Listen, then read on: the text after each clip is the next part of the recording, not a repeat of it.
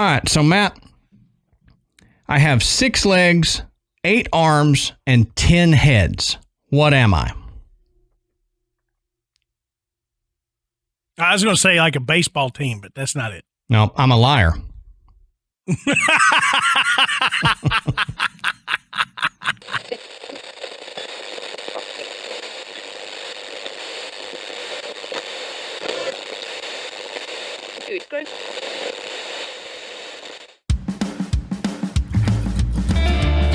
Good evening, everybody, and welcome to the Graveyard. Thank you for joining us tonight. My name is Adam. And my name's Matt. Now, pull up a tombstone or settle into your casket and get comfortable because this is Graveyard Tales.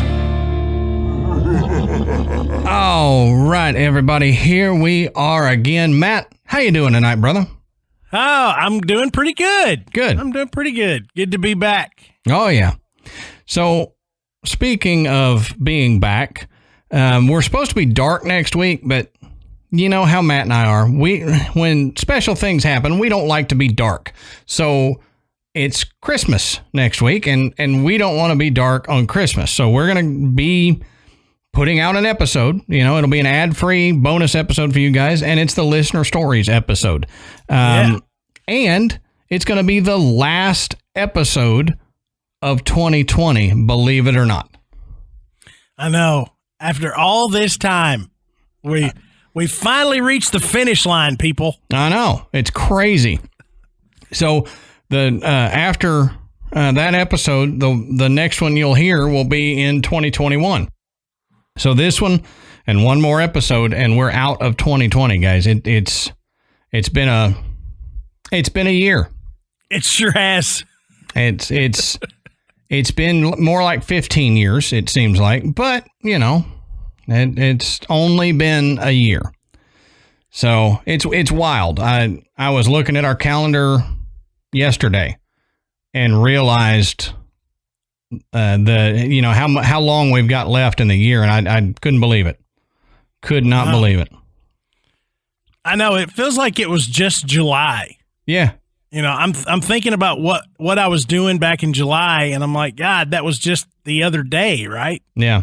Well, see, that's the weird part about these lockdowns and quarantines that we've had is, in one sense, I told Ashley this, in one sense, it feels like it's been 4 years already. 2020 has been 4 years.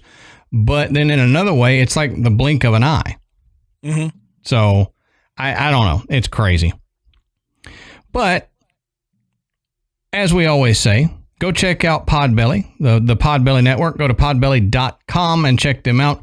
You can find different shows to listen to, and you can find, ways to record your podcast or little tips and tricks and stuff like that. So go check them out at podbelly.com. We also want to thank tonight's sponsors, BetterHelp, AMC Shudder, and HelloFresh, and we'll talk more about them here in a minute. Now, if you are not a patron, go to patreon.com/graveyardtales and you can sign up to become a patron. We have $1, $5, and $10 tiers that you can join.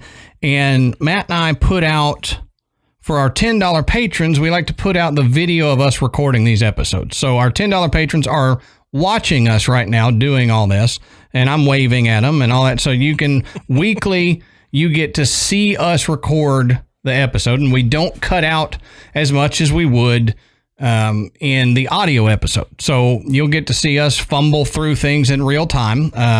Sometimes I put our outtakes, if they're funny, at the end of the audio episode, but for the Patreon $10 patrons, they get to see it in real time as it's happening. And it's fun. We think it's fun, and we've had some good feedback from it. And then for our $5 patrons and the $10 patrons, we put out videos of the Patreon episodes.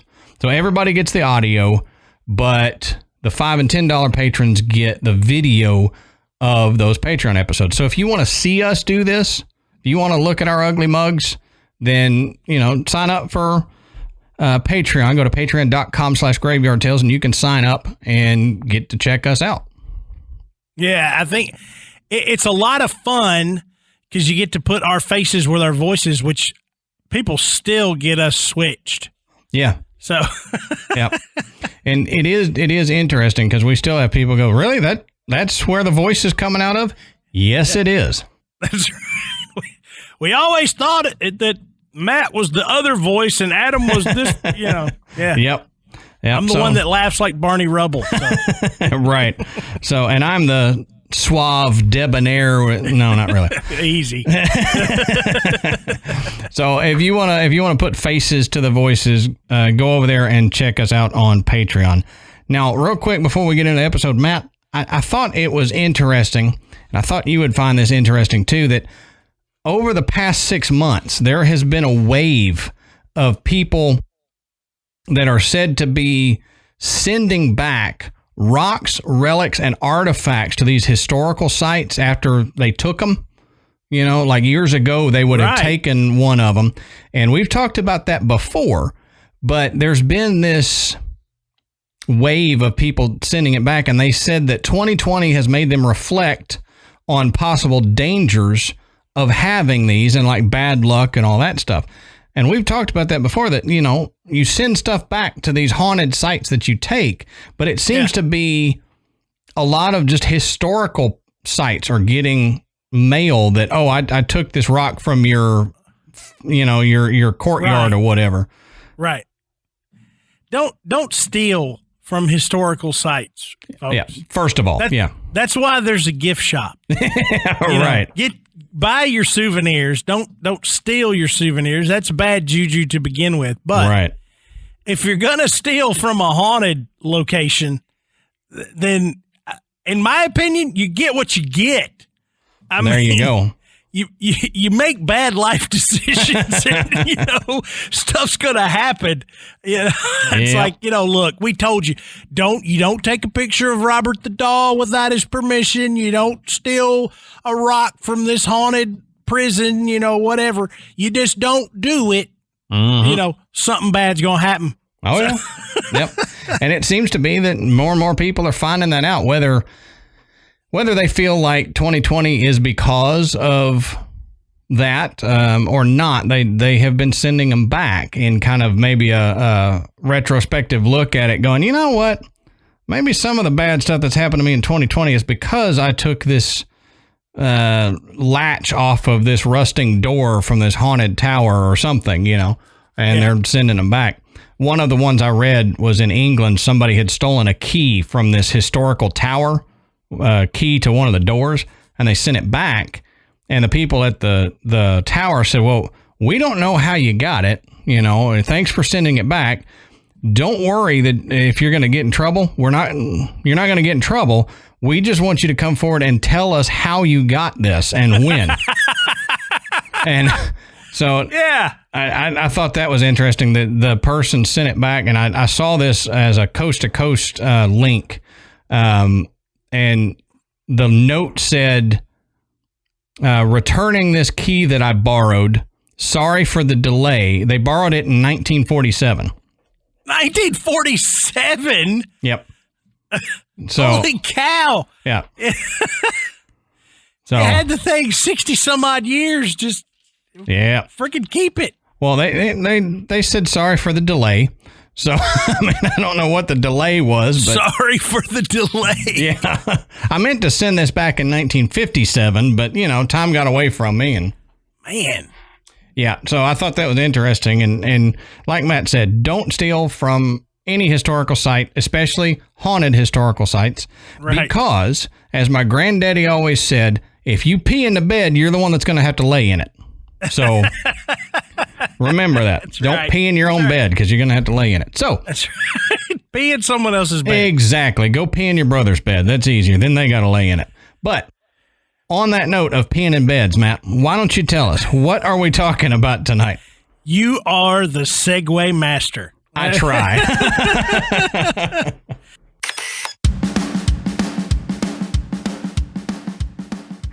Is there something interfering with your happiness or preventing you from achieving your goals? I know we all have that from time to time, and a lot more of us have that here lately. I mean, it's just, it seems to be that way this year, and there's nothing wrong with that, but if you feel the need to get help, you can check out BetterHelp. and BetterHelp will assess your needs and match you with your own licensed professional therapist. You can start communicating in under 48 hours. And remember, it's not a crisis line, it's not a self-help line. This is professional counseling done securely online.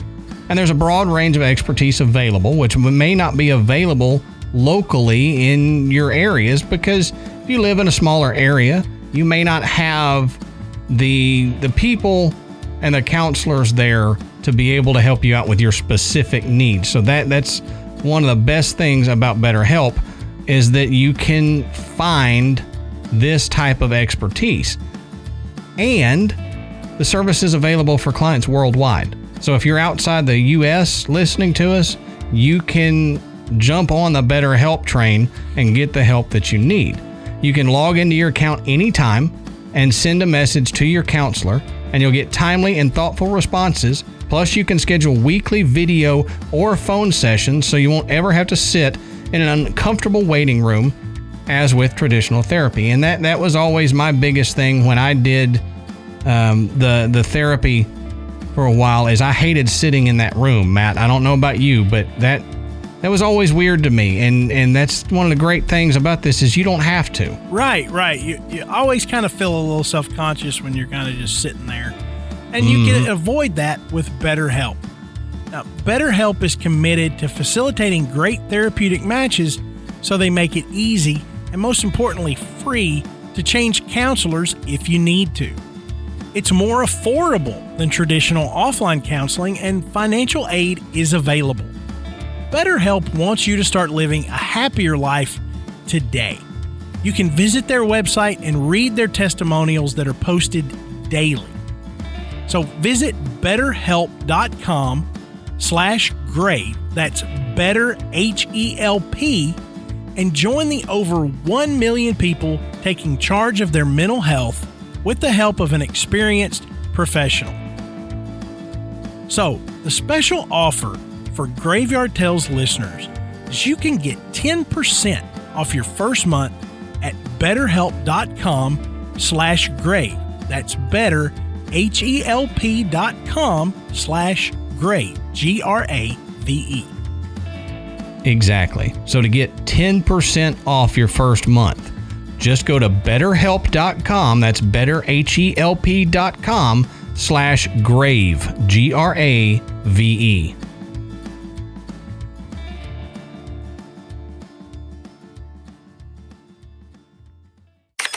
Okay, so tonight we're gonna dig into another haunted prison. And Adam, I don't know about you, but I love the haunted prisons, and it's, oh yeah, you know, some people might hear this and go, oh, another one. How many haunted prisons are they going to talk about?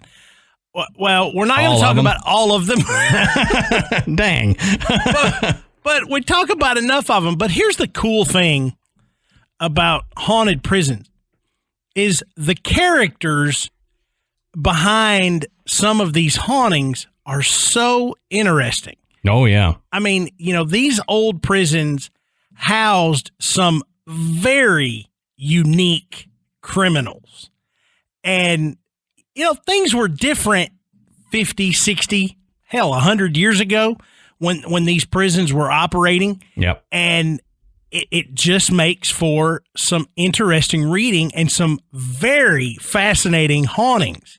Right. You know, plus, when you look at these old prisons, they built them like castles. I mean, the architecture is stunning. I mean, you look at the front of these buildings and you're just like, holy cow, this was a prison. Yeah, you think it should be over in England somewhere. Exactly. But they're all over the United States, you know, these old prisons. You know, there's one right here in Nashville, the old Tennessee State Penitentiary. That's where they filmed The Green Mile, wasn't it? The Green Mile. Yep. And The Last Castle with Robert Redford was filmed there as well. And interestingly enough, our haunted prison tonight, the West Virginia Penitentiary, also known as Moundsville Prison, yep, was the runner-up for filming The Green Mile. Oh, nice. And it lost out to the Tennessee State Penitentiary right at the end. So the Moundsville prison, operating from 1876 all the way up to 1995. It's crazy. It definitely has the look of a haunted prison. And they did house some very interesting characters. Oh, yeah. And I don't know about you, Adam, but I was really surprised at how active this place is even today. Yeah. I mean, there is a lot of paranormal activity that goes on all throughout the prison grounds. It hasn't slowed down, that's for sure. No. And we'll get into more about, how you can visit the prison and what events they have for you to go and experience this. Not all of the prisons that we talk about are open for public viewing or tours or anything like this, but Moundsville definitely is, and we'll get into that. But as always with a haunted prison, you got to know the history of this place to really get a feel for the hauntings. So, Adam, let's dig into the history. All right. And this one, like Matt said, this has some history to it. A little warning, some of it is a little bit graphic. So if any of that bothers you, then, you may kind of be careful with it. It's not too bad. I intentionally cut out most of the gory stuff. Yeah.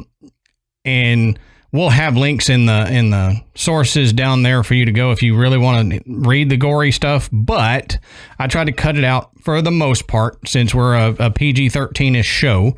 But it is a little dicey. It's more gory than some of our other places. But as I mentioned in the show notes, down in the bottom of the show notes is our sources. You can go down there and see where we pulled all this information from. You can follow along, or you can take a little bit more of a deep dive into it. So go check out those sources if you're interested once we're done with the episode.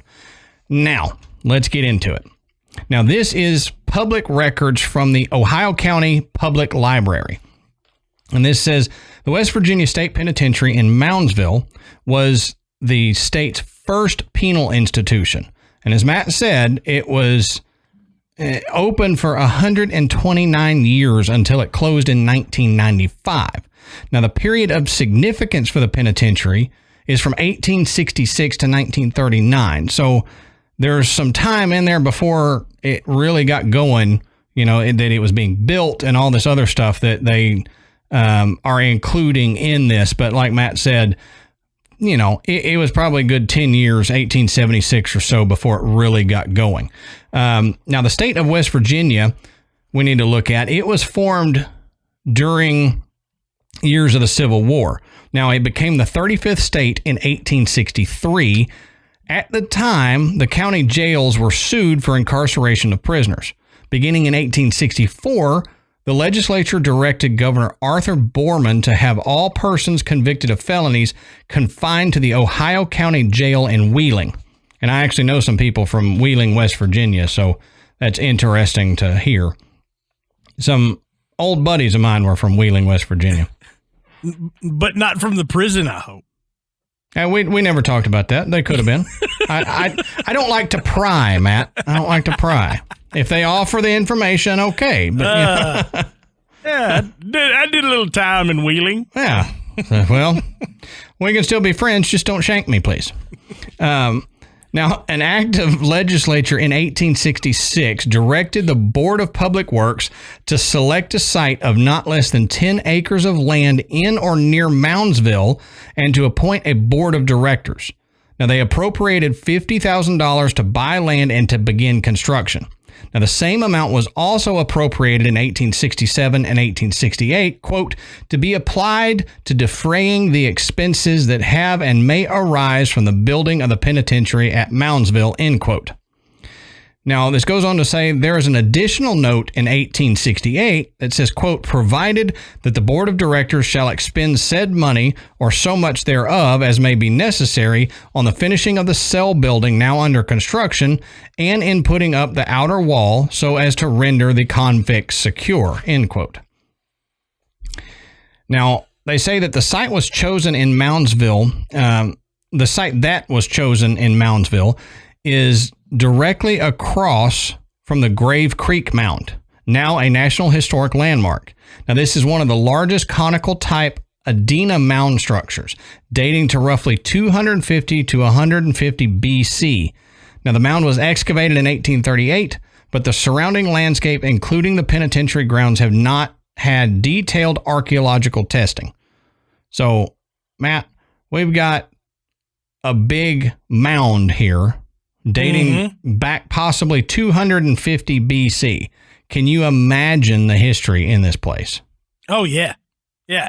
And just, you know, the ground where this prison stands, you know, the ground itself could very well hold the energy that kept a lot of these prisoners from ever actually leaving, right, even after their death. I mean, you know, you build a structure on, you know, an Indian mound, and what do you expect? Again, you're gonna get what you get. Yeah, right, right. It's 100% true. I mean, you build something on a modern cemetery, you're probably going to get some issues, you know? And, you know, I think it's interesting that we've heard stories like this through history where these burial mounds have structures built on top of them and they become problematic.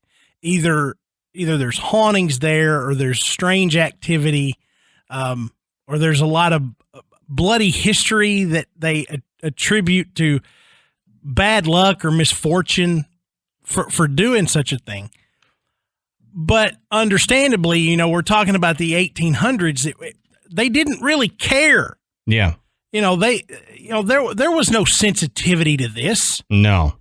No. I mean, they didn't care at all. And, you know, the people just, whatever. You know, they just built over right the top of it. We need this land, so we're putting something here. It didn't matter to them. Right. You know, they sure as heck didn't care that, you know, Native Americans were already living there. Yeah, right. They're certainly not going to show any interest for the ones that were buried there. Right, exactly. You know, and of course, thank goodness over the centuries that has changed. Yep. But it didn't change the fact that it still happened, and we see a lot of activity in these places that are built on or around these areas. Right, right. Now, this goes on to talk about the prison building itself. And it says that the Gothic revival style of architecture was popular in America from 1840 to 1880 for both domestic dwellings and public buildings. Now, the style was chosen for the penitentiary and culminated in one of the best examples of the high style of Gothic revival in West Virginia. This says that the facade is fairly symmetrical, with attached buttresses dividing the large window areas, which were designed to bring light into each cell for a period of time each day. The sandstone facade has multiple battlements with circular or angular turrets and lancet windows. Now, the roof edge has a running crenellation around the exterior walls, making the penitentiary appear as a fortress, just like Matt was talking about. Yeah, that's what I was going to say. They built it like a fort. Yeah, and go look up pictures of this, and we might post some after this episode drops, but it looks like an ancient fort. Yeah. You know, like you would find back, like I said, in England, that, you know, Robert the Great may have fought from, you know. Yeah, it's funny. I just made somebody up, but, you know. A building that was built to hold people in from the outside looks like it's meant to keep people out. Right, exactly. I mean, that's exactly what it looks like. They should have turned the design in like inside out. Yeah. And just all the battlements inside, and it's like... Can you imagine that? You know, it's like, what the heck is this place? And you get inside, oh, wow. Yeah, and that's amazing. The outside looks like the inside, and the inside looks like the outside. Then a couple of morons like Adam and I would be like, well, they should have built this the other way around. Yeah, right. What did they do here? They should have turned it around. We can't please these idiots. Right. Now, this goes on to say that the facade of the administration building is also symmetrical with twin towers and battlements. The center entrance is topped by a false gable end with the state seal flanked by pinnacles. Now, all the windows have stone surrounds, and on the porch are wide, low-pointed arches, details seen in the Gothic Revival style. Now, the result is a formidable facade, slightly intimidating, and stretches for 3 blocks with the sense of scale being very large. Now, the design concept, they say, of the penitentiary follows the Auburn plan developed in Auburn, New York, also called the, quote, silent system. The concept dates to 1818 with a type of cell block where the cells are enclosed within a great containing building with cells back to back and several tiers in height. This was also designated as the, quote, inside cell type of construction. Now, often made of steel, the cell blocks were large, airy, and sanitary. Here, inmates were able to work together during the day and were separate at night. This differed from the Pennsylvania system, where prisoners were separated at all times. And we've talked about the Pennsylvania system in a couple of our other prisons. So this is kind of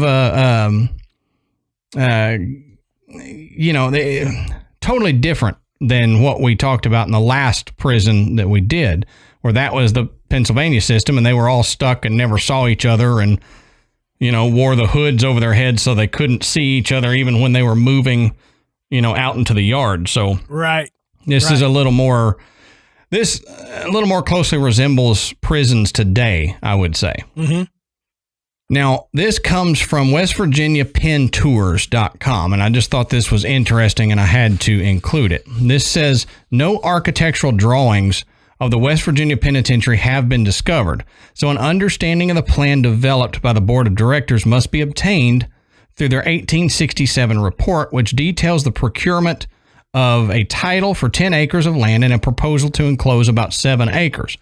Now, the prison yard would be a parallelogram 682.5 feet in length by 352.5 feet in width, enclosed by a stone wall 5 feet in thickness at the bottom and 2.5 feet at the top, with foundations 5 feet below the surface and a wall 25 inches thick. So the wall itself goes 5 feet down in the ground. I guess, 5 feet they determined was enough to keep you from digging under it. I wouldn't want to dig in the ground more than 5 feet. Well, you got to think, if you're going to dig under it to get out, you've got to go at least, 6 or 7 feet to get enough room to crawl under the wall. Right. And then the wall is 5 feet thick. Yep. So you not only are you going to have to dig down that far, you're going to have to dig straight ahead that far. Yep. That's a challenge. Right. And, I guess, you make the assumption if somebody started it, they're not going to finish it just overnight. So you're going to be able to catch them if anybody was actually trying. Right. A lot more time to catch them that way. Yeah. We're going to make this place hard to dig out of. Yeah.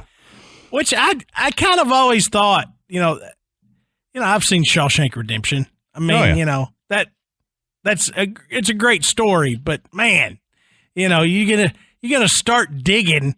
It's like, you best not stop, and you better go fast because they're gonna figure it out. Oh yeah. Oh, Andy Dufresne. Now, this goes on to say that at each of the corners of this wall would be large turrets for the use of the guards with inside staircases. Now, guard rooms would be above on a level with the top of the main, and the superintendent's house and cell buildings would be so placed that the rear wall of each would form part of the west wall. So, part of the wall are the superintendent's house and the cell buildings. All right, so let's get back to the public records from Ohio County Public Library. It says that details as to the original architects and contractors is sketchy at this time, but reports do indicate that the plans for later building designs, quote, adhered to the original design of the architect, end quote. It is known that some of the stone was quarried from Marshall and Wetzel counties, and that the walls were built by the labor of convicts and citizens. Now, the early warden and board of directors reports indicate that a wooden structure was used at first to house the prisoners, with a wooden stockade enclosing the yard. Now, by 1868, the south cell building was constructed of stone with a slate roof. A year later, the interior cells were completed, and the outer walls and the warden's residence foundations were under construction. Over the years, other buildings were added. A report from September 1874 states that the penitentiary had its own, quote, blacksmith and wagon shops, carpenter shop, brickyard, stone yard, paint shop, shoe shop, and tailor shop, end quote. This also says that prisoners also worked in the kitchen, stables, and wash house. Now, these buildings, as well as later 1890s to 20s structures, such as the wash house, bakery, and hospital, were constructed inside the North Recreation Yard. This says that the north wing of the penitentiary was constructed by 1876 and used as a kitchen, dining room, and chapel before gradually having additional cells added in the 1890s.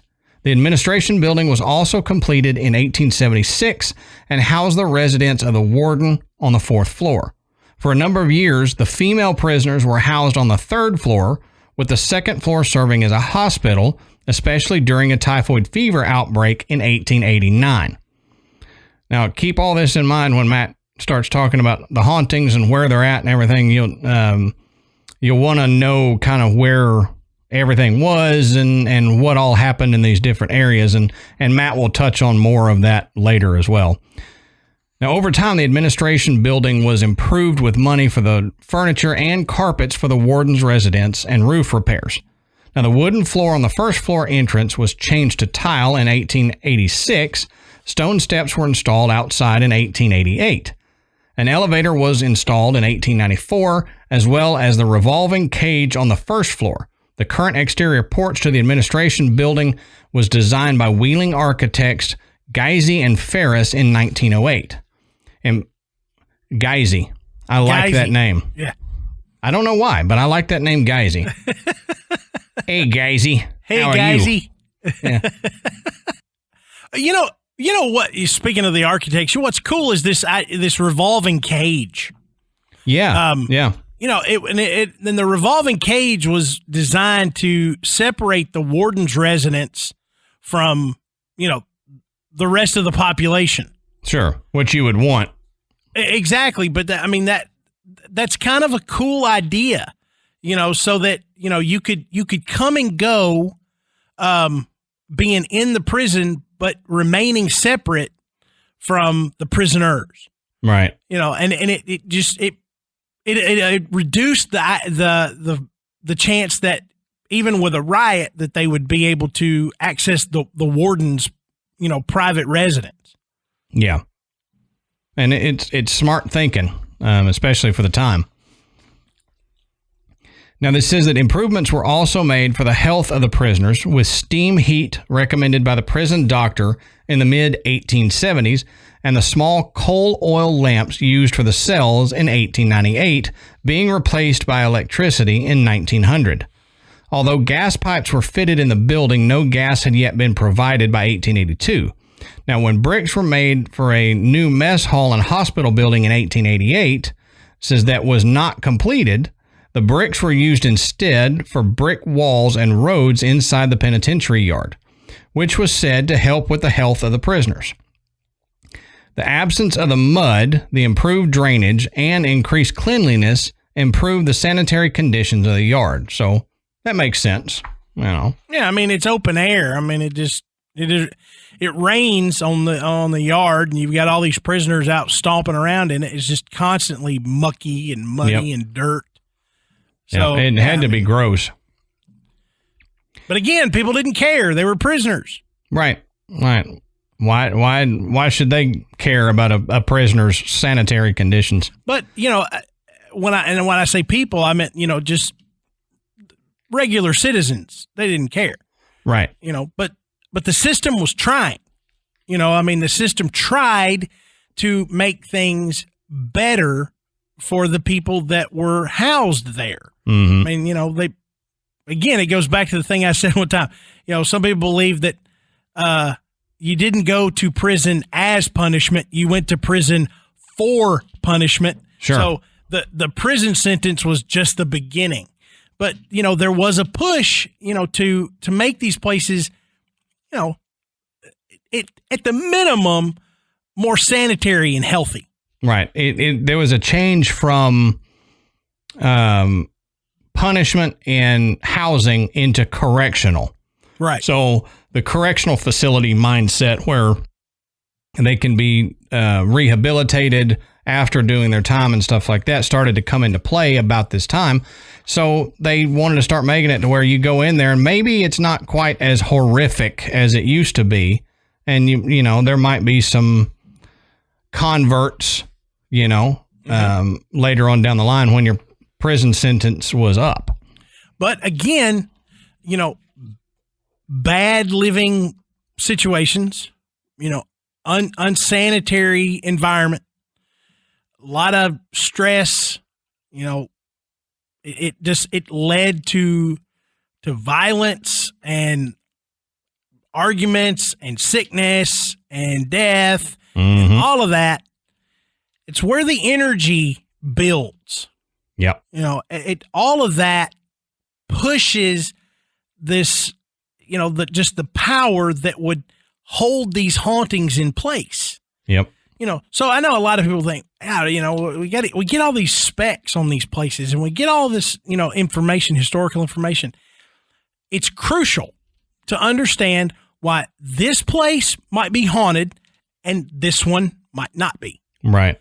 And so when we're looking at these things and we're saying these things, keep in mind, it was still not pleasant to be there. Yeah, exactly. And all of that emotion that came with being a prisoner, you pile on the fact that you're walking through the muck, the toilet system was a mess, and that's putting it mildly. Originally, no heat or air. Yeah, no heat or air. Just imagine having to live in that environment. And in West Virginia in the winter. Yeah, no kidding. I mean, they say that, even they don't do some of these tours in the wintertime because it's so freaking cold. Mm-hmm. So imagine being a prisoner there during those kind of winters with no heat and you're just shivering constantly. Probably you can't sleep. You're miserable all the time. And all that emotion builds and inside this enormous stone structure. Mm-hmm. Yep. Stones that were quarried from not too far away. So, exactly. They could have been amongst Indian burial mounds or anything like that. And these people would have just pulled them up and used them in the penitentiary. So exactly. People didn't think about that back then. Nope. But we talk about it now. Absolutely. That's what we're here for. Now, this is from an article by Iron City Paranormal. This says, throughout its history, the West Virginia State Penitentiary has seen its share of violence and death. The amount of inhumane treatment and dangerous living situations actually led to the prison being named one of the top 10 most violent correctional facilities by the U.S. Department of Justice. Now, this prison is probably as close to the cliche of, quote, prisoners running the asylum as you can get. The numerous gang affiliations and normal trade and barter systems were commonplace, and not just with the prisoners, but with the guards as well. Riots and breakouts would be nothing new for a prisoner's or guard's life at West Virginia Penitentiary, and the cemetery situated on the grounds followed suit with the prison eventually, and deceased inmates would begin to make their way into the public cemeteries, which caused a lot of displeasure from the locals. And we'll talk about the riots and all that here shortly as well. And, it's funny to me that locals around the area would have a problem with prisoners being buried in their cemeteries. I know. I read that too, and I thought, why is that such a big deal? Right. It doesn't seem like, they're dead. They're not going. Right. They're not going to kill you with them already being killed. Yeah. It's they hard. Been killed. What they going to do? It's hard to steal a horse when you're 6 feet under. Yeah, exactly. So, hey, what harm is it to let them be buried here? Yeah, I don't know. But apparently it caused a lot of, quote, strong displeasure from them. So. Okay, Adam, let's talk about one of tonight's sponsors, Shudder from AMC Networks. Now, as the world's premier streaming service for horror, thriller, and supernatural content, Shudder is spooky 24/7, 365. Just because Halloween has come and passed doesn't mean that the scares don't continue. Sign up for Shudder and get access to the largest collection of acclaimed horror movies and series streamed right to your favorite devices. Some of these exclusive titles include Creepshow Animated Special, which is a Shudder original, Leap of Faith, William Friedkin on The Exorcist, Blood Vessel, and Scare Me, starring Josh Rubin, Aya Cash, and Chris Redd. That's right. And you can stream great thrillers, horror, and suspense for $5.99 a month or $56.99 a year. That's a great price. And Shudder has the largest, fastest growing, human curated selection of thrilling and dangerous entertainment. It's been called the Netflix of horror. Now, there are new spine-tingling thrillers, shocking horrors, and edge-of-your-seat suspense added weekly, and you'll have unlimited access to stream ad-free on all of your favorite devices, such as iPhone, iPad, Apple TV, Xbox One, Amazon Fire TV, that's where I watch it, Google Chromecast, Roku, and all your Android devices. And Matt, I love this because I love B horror movies and all those, those older, just cheesy horror movies. I love them. And, I used to keep a collection of DVDs around the house. Who's got a DVD player anymore? I don't have a DVD player anymore. Me either. So it's like all of those movies I just wasn't able to watch, but I can with AMC Shudder. You can go on there and you can find all of those cool old horror movies that you loved, plus, like you were saying, all of these new original Shudder movies and shows that are coming out, and I think it's great. Yeah, it's fantastic, and it's such a great value. If you're a fan of horror, thrillers, or supernatural shows, this is definitely where you want to head, because there's no other place that you're going to find this much content, for this kind of value. Right, and you can try Shudder free for 30 days. All you've got to do is go to shudder.com and use our promo code GRAVE. That's SHUDDER.com, and our promo code is GRAVE. That's right. For Graveyard Tales listeners, you get to try Shudder for free for 30 days, an entire month of horror. All you have to do is go to Shudder, that's SHUDDER.com, and use our promo code GRAVE, GRAVE.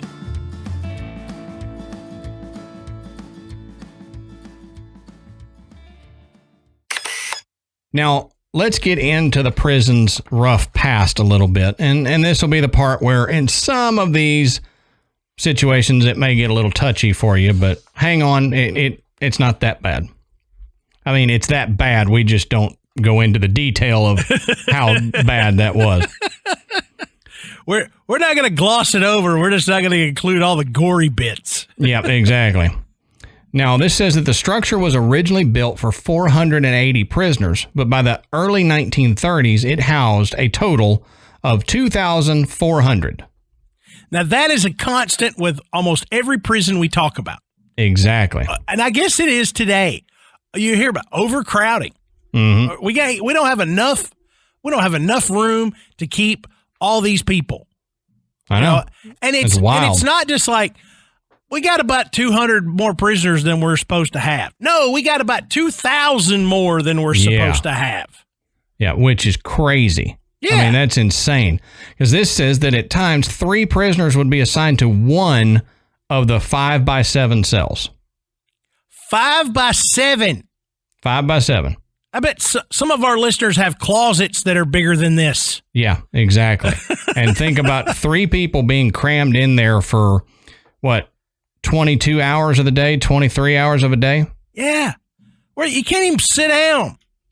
Yeah. You can't sleep. You're just. You have to take shifts. One person lays on the floor and the other two stand up while that third person sleeps. There's a term for that it includes elbows. There's a lot of elbows. Yep. Elbows to buttholes.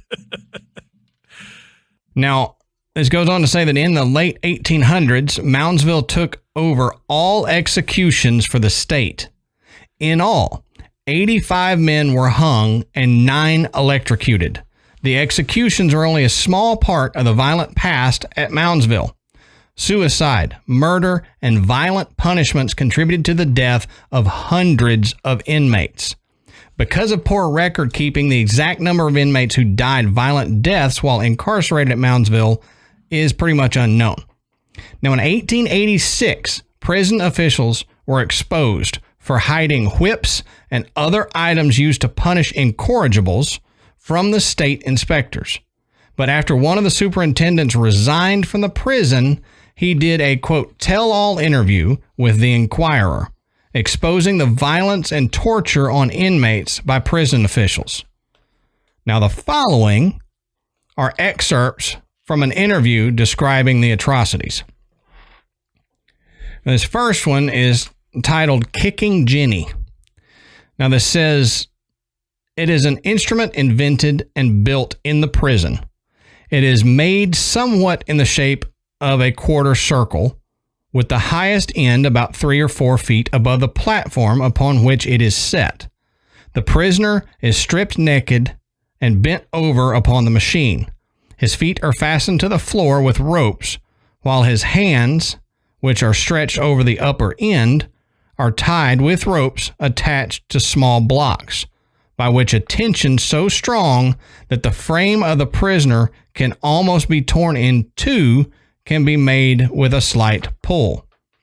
After the prisoner is placed in position, the superintendent or whoever does the whipping takes a heavy whip made of sole leather, 2 pieces of which about 3 feet long are sewn together, and the ends scraped slightly, rounding the lash being 3 inches broad at the handle, tapering to a point. Now, with the whip, the prisoner is beaten until he is almost dead, or the strength of the man who is doing the whipping gives out. Yeah. So if you can't picture how this is, just imagine that you've got essentially an arced stone that goes from the ground into an arc, and you're standing and you lay over it. So it's curved, and your body is laying over the curve. So it's curved. But at the end where your head hangs off, they've got blocks tied to your arms, pulling you down across it. So essentially, feet strapped to the floor. Yeah, it's like a curved rack. Yeah. Stretching you out. And so here you are. If it's not bad enough that it's sitting there pulling you apart, now they're going to whip you. Yep. And it said, the tension on that was strong enough where they could possibly pull you in two if they wanted to. But instead, they just whipped you within an inch of your life, literally. I mean, I can't imagine what they could have possibly have done in this prison to say, okay, you get the kicking Jenny. Yeah. I mean, if they murdered somebody in prison, then they should have been tried and convicted for that. Yeah. Not necessarily this, but I would imagine that, if they caught you sneaking an extra roll out of the mess hall or whatever, then you probably got this. Yep. I mean, it didn't take much for some of these guys that were essentially sadists to just decide that it was your turn to be put on this device and tortured, essentially. Right. It's wild. Now, the second one that he talked about was called the shoe fly. And he says, quote, that infernal kicking Jenny was not the only instrument of torture. There was the shoe fly, an instrument so arranged that the victim could be placed with his feet in the stocks, his arms pinioned, and his head fastened so that he could not move it. Then someone would take the hose and turn the water full upon the prisoner's face. This was kept up until the victim was partially strangled to death. Imagine a man receiving a stream of water from an inch nozzle full in the face without the power of changing his position. Then think of that stream being ice cold water, and you can form an idea. Yeah, so it's like a fire hose. This is like horrific waterboarding. Mm-hmm. Yep. And you're unable to move. You're strapped down, and they're just blasting you in the face with a fire hose. Yeah, you can't breathe. I mean, yeah, I was going to say you basically suffocate or drown while on dry land. So that's insane. Now, the last thing I got here is from a New York Times article from January 2nd, 1986. Now, the Associated Press has a more detailed article about this. The link will be in the description if you want to get some of the more gory details.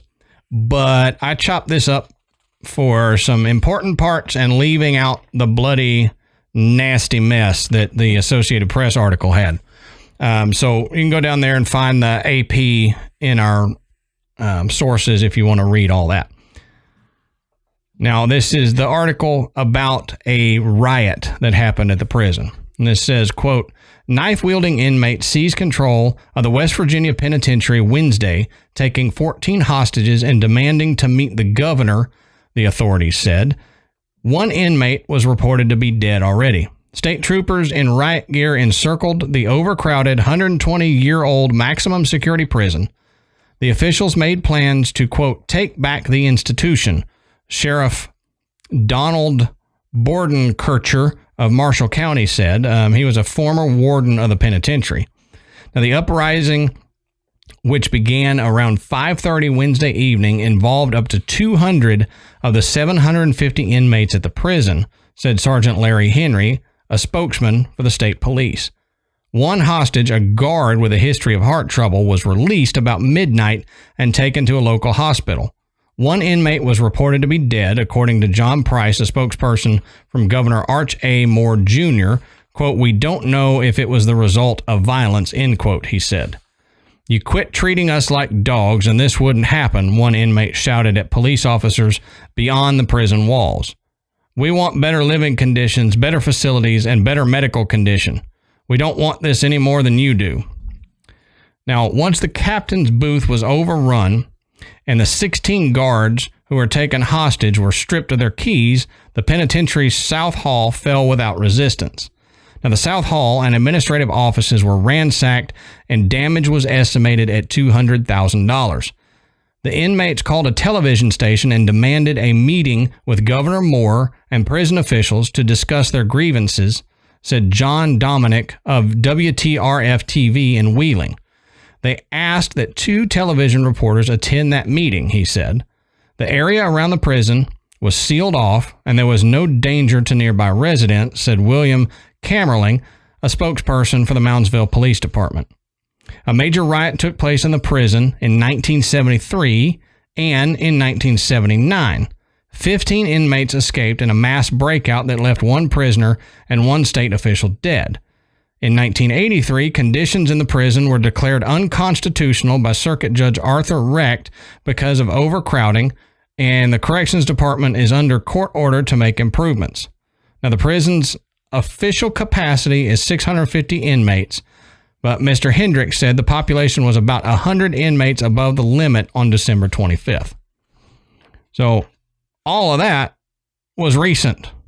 Right. That was in the past 30 years. So we're not talking, I guess 40 years. But we're not talking 1800s.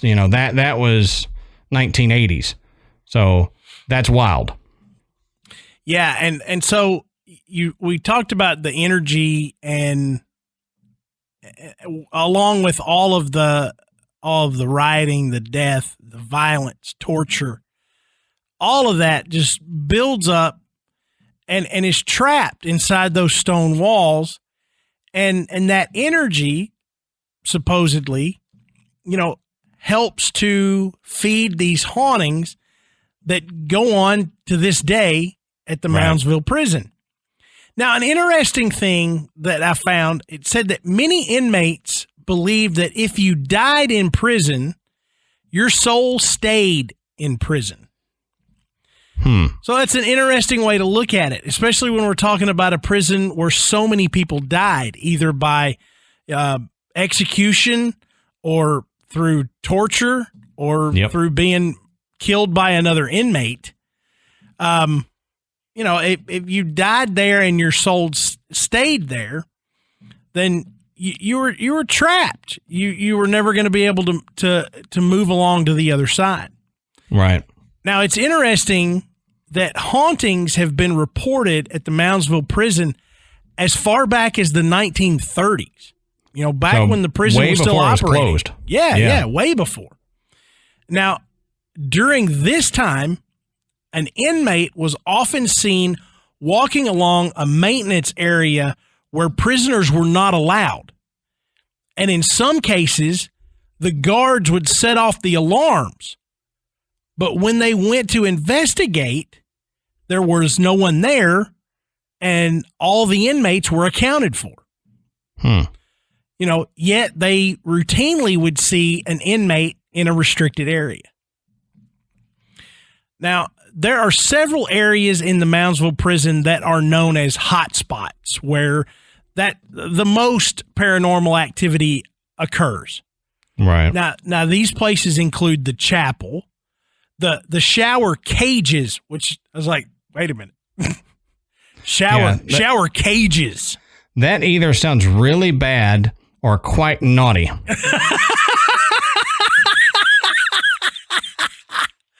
I was kind of thinking that way too.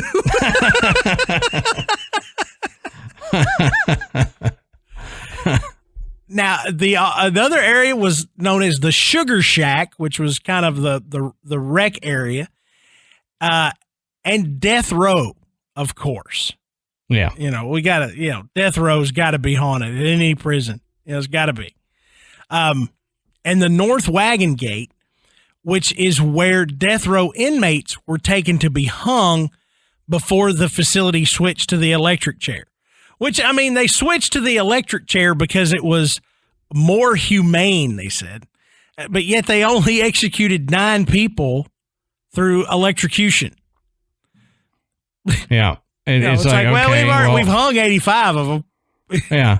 We want this because it's more humane. We're not really going to use it, but we're going to have it because it's more humane. Yeah. By the time they got it, it's only been used 9 times. It's probably been pristine condition, which you can see it. They still have it. I think I read that it's all sealed up and protected, so you can't touch it. It's been preserved, for the sake of tours and things like that. Right. But I thought it was funny. All these articles made a point of saying, the Moundsville electric chair nicknamed Old Sparky. And I'm like, aren't they all nicknamed Old Sparky? Yep. I thought so. I've heard that out of a dozen different places. Mm-hmm. Why not get more creative? Exactly. Like Sir Sparks a lot or, something. Sir Sparks a lot. Mr. Sparkles, something. Yeah. Something like, the frying pan, something right, like that. Right. Or, to Alice in Chains song, call it the angry chair. The angry chair. Oh, yeah. Old Sparky. No, that's what they all called him.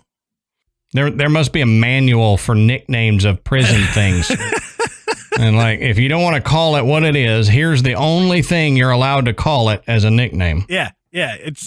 If you've got an electric chair, you can call it Old Sparky, and that's it. Or the electric chair. Or the electric chair. Another area that's known for strange occurrences is the circular entrance gate, which, as we mentioned before, was used to separate arriving inmates from the warden's living quarters. Now, according to reports, the circular cage turns periodically by itself. That's weird.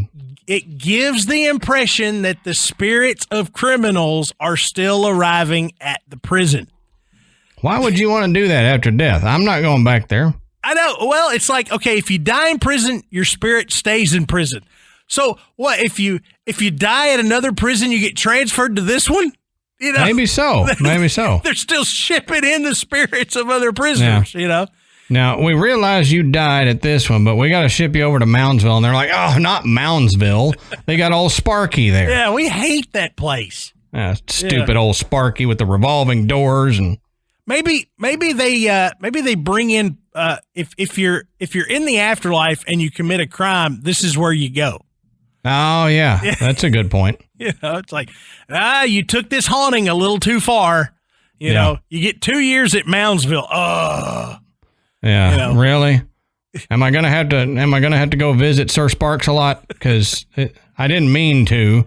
I just got carried away. Routinely, this line of spirit criminals, you know, march through the revolving gate. So now, some visitors have reported seeing the Shadow Man, which is described as being a staticky silhouette that roams the ground.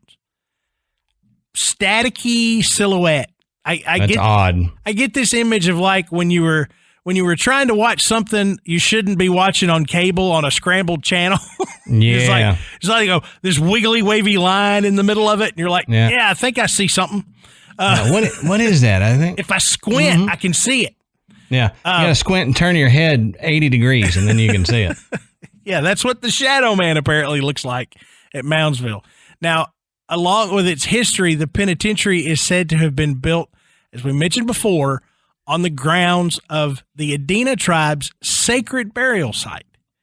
And, you know, there's some reason to believe this, since directly across the street from the central administrative tower is the Grave Creek Mound, as Adam mentioned earlier, which is the largest of these burial mounds and the only mound remaining in the town of Moundsville. Moundsville. You know, hey, guess what? Right. If you build something in Moundsville, chances are you're burning it. You're burning it?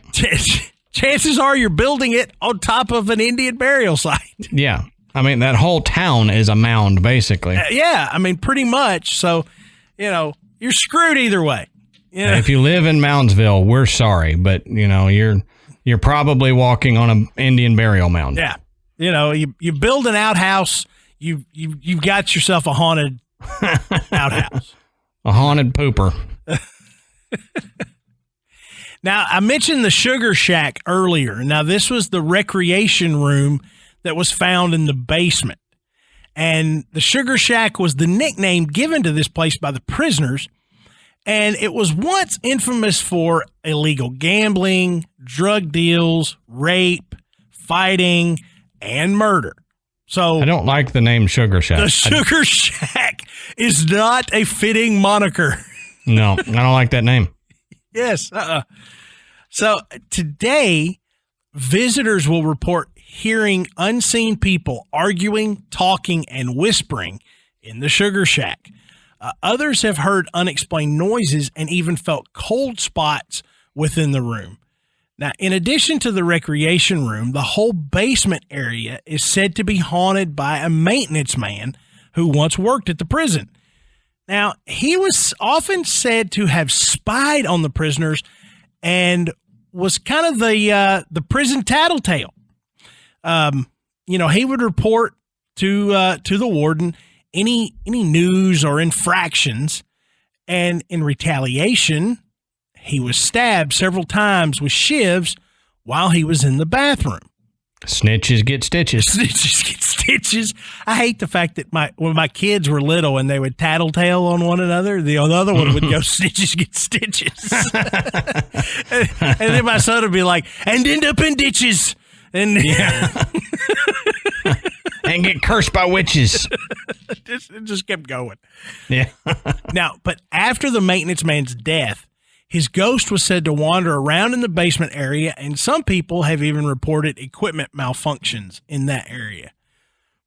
Now, the North Wagon Gate, that was one of the other areas at the front where the prisoners would come in. As we talked about that just a few minutes ago.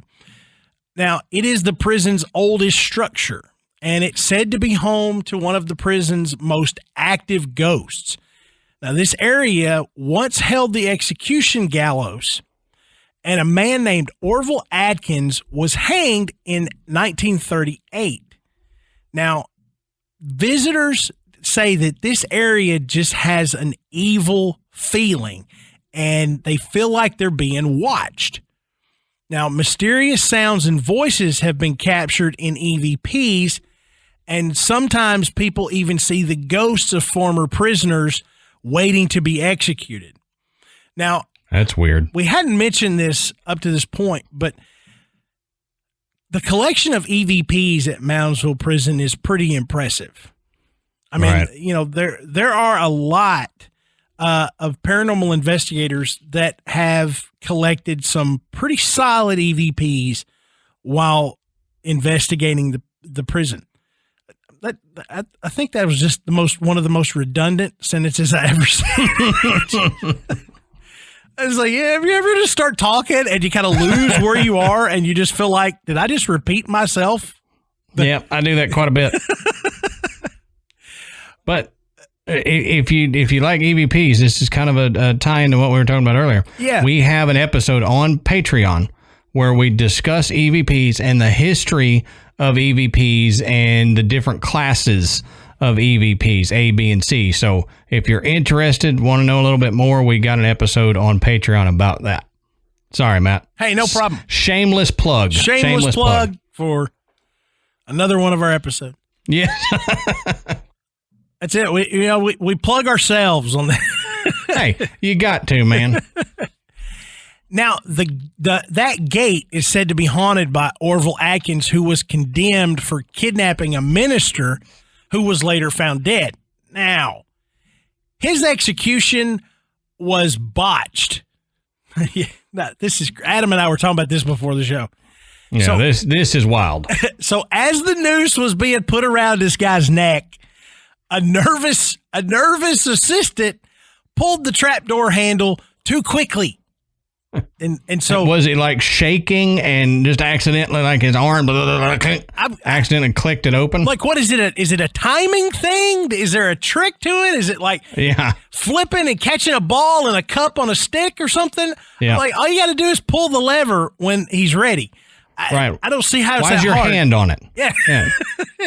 Well, maybe he couldn't count 1, 2, 3. You know, it's like no, wait, Do we go on 3 or is it 3 then go? You know? Right. Listen, Phil, we've told you, get your hand off the lever. Do not touch the lever, Phil. So anyway, so Phil, we don't know if it's Phil, but for this story, it's now Phil. We'll go by Phil. Phil throws the lever and poor old Orville falls 20 feet, not hooked up to the noose, and lands on the stone walkway. Kablam! Now, he was injured, as you might guess, but he survived. So what do? You're like, oh, man, is he okay? He's hurt pretty bad. Is he alive? Well, yeah, he's still alive. All right, well, drag him back up there and let's hang him proper. And that's exactly what they did. They drugged this guy back up the scaffold and hooked him to the noose and then hung him the right way. And they didn't let Phil do it this time. So. Phil do it this time. Like, get out of the way, Phil. Let me show you how it's done for the 15th time. Yeah. But they say that you can hear Orville's footsteps slowly pacing back and forth at the front gate. If anybody's going to haunt that place, it's going to be Orville. You know it. I mean, good grief. You know, this poor guy, now he's all beat. He's probably already just been like, okay, I've accepted the fact that, I committed this crime and I'm being punished, for my crime, and I've accepted my death. And then, whoa, now, I got to drag this broken guy back up there and then really kill him. Have you ever heard of cruel and unusual? Yeah, that's both. Yeah. More of the unusual, but unusual. Yeah. Unintentional, but unusual. Yeah. Just because of stupid Phil not knowing how to do it. Now, the North Hall, which we mentioned earlier, was where the prison's worst offenders were placed. Now, these were not for the crimes that they committed in the outside world, but for their violent behavior while on the inside. Now, though they were locked down in their cells for 23 hours a day, 2 murders occurred in the North Hall. Now, one of them was a biker named Danny Lehman, who was also known as Spider. Now, Danny was stabbed in the eye by another inmate and died from his hemorrhages. Now, not to get too graphic, but I watched a tour of the prison, and the tour guide says that there was a little hook on the end of the shiv that they used, and so they pulled it out. Yikes. Okay, so I will let your imagination run wild at what happened to Danny Lehman.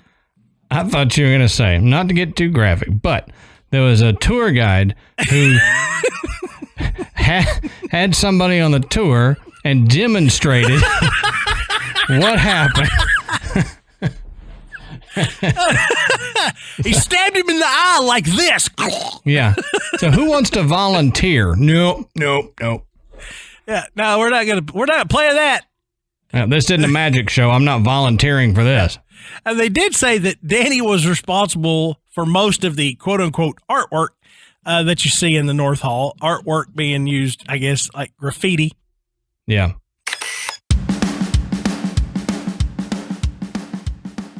All right, Matt. So let's take a second and talk about one of tonight's sponsors, HelloFresh. Now you get fresh, pre-measured ingredients and mouth-watering seasonal recipes delivered right to your door with HelloFresh. It's America's #1 meal kit. HelloFresh lets you skip those trips to the grocery store and makes home cooking easy, fun, and affordable. And I know that you guys have heard us talk about EveryPlate. Well, EveryPlate and HelloFresh are the same company, and it's great to be able to have both because they have different recipes and different ingredients for each one. And so it's good to switch up back and forth and try different things all the time. And HelloFresh offers convenient, no-contact delivery to your doorstep for easy home cooking with the family. And that's great now because everything needs to be, contactless nowadays. So it's great that they do that. And they were kind of the pioneers of that, Matt. I just have to say, they were kind of the pioneers of that. Yeah, exactly. HelloFresh delivers fresh, high-quality, pre-portioned ingredients so you can make meals that are delicious and nutritious. Over 90% of ingredients are sourced directly from growers to ensure peak flavor and ripeness. And HelloFresh is the first global carbon-neutral meal kit company. By skipping the grocery store and using HelloFresh, you're reducing your food waste by at least 25%.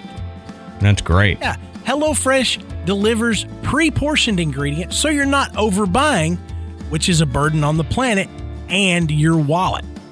The packaging HelloFresh uses to ship your food is almost entirely made from recyclable and or already recycled content. And this is great. And it's such a good value.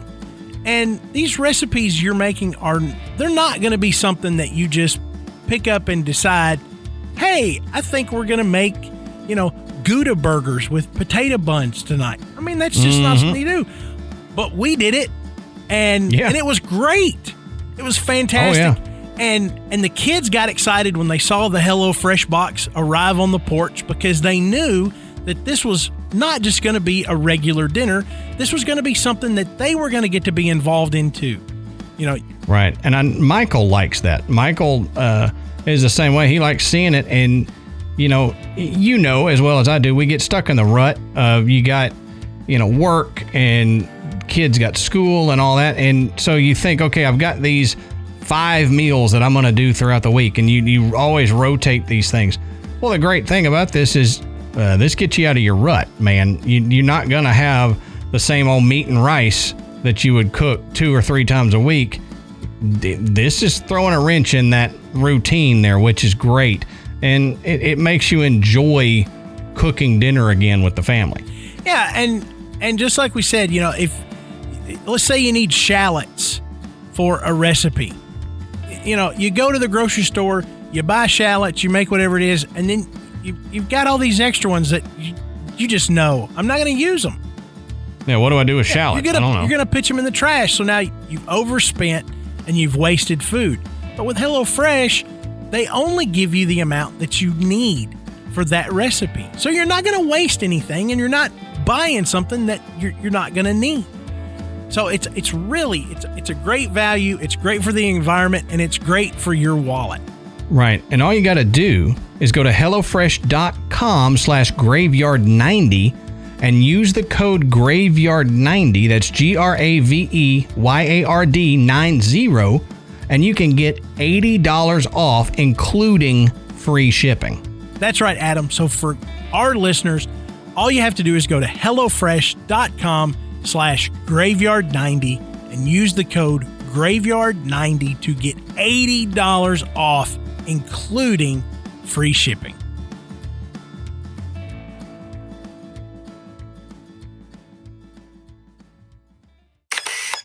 But the tour guides do recommend that if you don't get a response using the name Danny, try calling out for Spider and see what happens. Because he forgot his real name in the afterlife. He forgot his real name, Yeah. But, you go by a nickname long enough, that becomes your name. That's true. Now, the other man who was murdered in the North Hall was named William Red Snyder. Now, Snyder was convicted of murdering his parents and dismembering their corpses. Red was disliked by many inmates, and he was involved in a number of fights. Now, in the end, Red was attacked in front of his cell and fatally stabbed 37 times. Yeah, 37 times. Actually, that's he was 36 more than needed. That's right. One of them got him, I'm sure. Yeah. We don't know which one, so we're going to do it 36 more to make sure. And there was only one fatal one. The rest of them were just overkill. Right. Now, the North Hall has been the site of many strange events, including photographic anomalies, equipment malfunctions, the sounds of cell doors banging when no one is there, and most people will report this very uncomfortable feeling when they visit this area. Now, Red's cell is said to be particularly haunted. Now, Red was supposed to be buried in the prison cemetery on Tom's Run, known as White Gate Cemetery. However, Red was so respected and feared, even in death, by the other prisoners, that they took up a collection to have his body taken to Riverview Cemetery, which, as Adam mentioned before, outraged the local citizens. Yeah. So, I mean, not only are they saying, hey, this dude was a horrific murderer on the outside, he was a piece of crap on the inside. We don't want him back. Even if he's dead, keep him.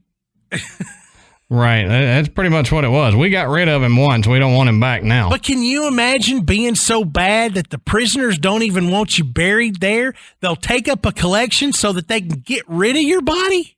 Yeah, that's insane. I mean, you got to be a bad dude for a bunch of prisoners to care that much about where you're buried. Right. Yeah, that's crazy. But after a brief argument, Red's body was finally allowed to be interred at Riverview, but there is no stone to mark his grave. So I guess that was the trade-off. Well, you can bury him here, but you can't put a headstone up there. Now, Red's body may have finally made it out of the prison, but in the minds of many visitors and tour guides, his spirit never did. Now, one of the first people to encounter Red's ghost was a lady named Maggie, who is now a tour guide for the historical tours of the prison. Now, one morning before tours opened up, Maggie was doing her walkthrough when she went past Red's former cell and heard his distinct voice say, "Morning, Mag." So, curious, Maggie sought the help of paranormal investigator Polly Gear, and together they caught an EVP late one night. Now, Maggie was alone in Red's old cell and was telling him that his killer had recently been released. Now, when the recording was played back, Red seemed to answer back that he already knew. So that one will kind of give you cold chills. Yeah, well. And you can imagine being a tour guide and actually being called by name. Yeah. I mean, hearing things and even seeing things, at a place like Moundsville is one thing.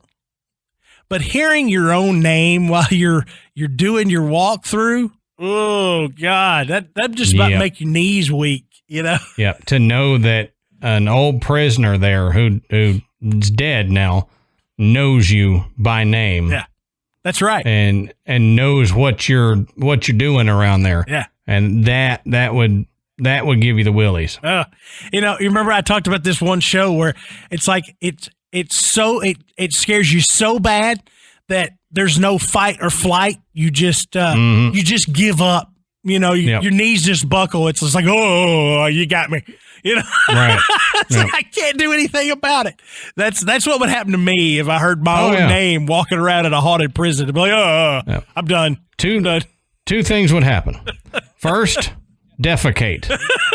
Second, knees go weak and hope you don't fall in your own defecation. Yeah, fall forward. Always forward. Yes. Always forward. Now, in the solitary confinement area, a lot of people that visit there report feeling cold spots, but they also feel like they have been touched on their back. Okay? So, yeah, it's a little weird, Now we're getting touchy-feely, Again. You know what that reminds me of? What's that? The South Pittsburgh Hospital down in the basement where you had that nurse that would feel up guys. Yes. That was the immediate thing that popped into my head when you said touched on the back. I was reminded of that naughty ghost in South Pittsburgh. That's right. I remember that. I love that. So yeah, if you're a male visitor, I was like, hey, I'm getting, whoa, what's that? You're gonna get goosed. So as we said, the prison is still very active today. And unlike some of the other prisons that we've talked to, it is open to the public. In fact, you can visit the West Virginia Pen Tours or WVPentours.com, as Adam mentioned earlier, and you can get all the details about the tours. And there are many to choose from. I mean, you can take the guided day tours, which kind of just walks you through the structures and shows you all the architecture. There is actually an escape the pen tour where it's like a big escape game where you're kind of locked in a room, just like, so a lot of cities have these escape game things now. But we did one of those one time. It was interesting. Oh yeah, they're fun. I think it's kind of cool if you're with the right people.